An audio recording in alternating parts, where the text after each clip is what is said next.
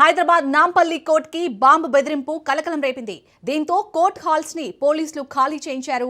కోర్టులో bomb squad తనిఖీలు చేస్తుంది. కోర్టు వద్ద పోలీసులు భారీగా భద్రతను మోహరించారు.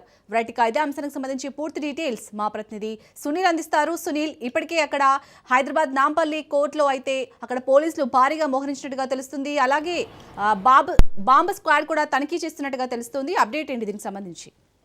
రద్దీగా ఉన్నటువంటి ప్లేసెస్లో బాంబులు పెట్టామంటూ కూడా ఇటీవల కాలంలో వరుసగా ఫేక్ కాల్స్తో పాటు ఫేక్ మెయిల్స్ వస్తూ ఉంటాయి. ఈ నేపథ్యంలోనే ఈరోజు నాంపల్లి కోర్టుతో పాటు నాంపల్లి సిబిఐ కోర్టులో సైతము బాంబులు పెట్టాము, మరి కాసేపులోనే బాంబులతో కోర్టు మొత్తం కూడా బ్లాస్ట్ చేస్తామంటూ కూడా ఒక ఫేక్ కాల్ రావడం జరిగింది. ప్రస్తుతము వచ్చినటువంటి కాల్ని ఆధారంగా చేసుకొని ప్రస్తుతము బాంబ్ స్క్వాడ్ టీంతో పాటు భారీగా పోలీసులు అక్కడ చేరుకున్నారు. అక్కడ ఉన్నటువంటి సరౌండింగ్లో ఉన్నటువంటి కోర్టులో ఉన్నటువంటి సిబ్బందిని మొత్తం కూడా పూర్తిగా ఖాళీ చేయించారు.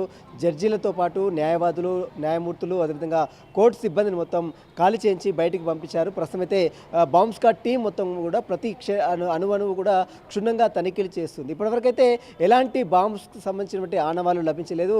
ఇదంతా కూడా ఫేక్ కాల్స్గానే ప్రస్తుతం పోలీసులు భావిస్తున్నారు. ఎందుకంటే ఇటీవల కాలంలో ఎక్కువగా ఏదైతే ఆపరేషన్ సింధూర్ తర్వాత పెద్ద ఎత్తున తెలంగాణ రాష్ట్రంతో పాటు దేశవ్యాప్తంగా కూడా ఇలాంటి కాల్స్ ఎక్కువగా వస్తుంటాయి. ముఖ్యంగా విమానాశ్రయాలలో మనం చూడొచ్చు, శంషాబాద్ ఎయిర్పోర్ట్లో ఇప్పటికీ 10 సార్ల పైన ఫేక్ కాల్స్, ఫేక్ మెయిల్స్ కూడా రావడం జరిగింది. ఆ తరహాలో ఇటీవల కాలంలో సిటీ సివిల్ కోర్టులో సైతము ఫేక్ బాంబ్ బెదిరింపు కాల్ వచ్చింది.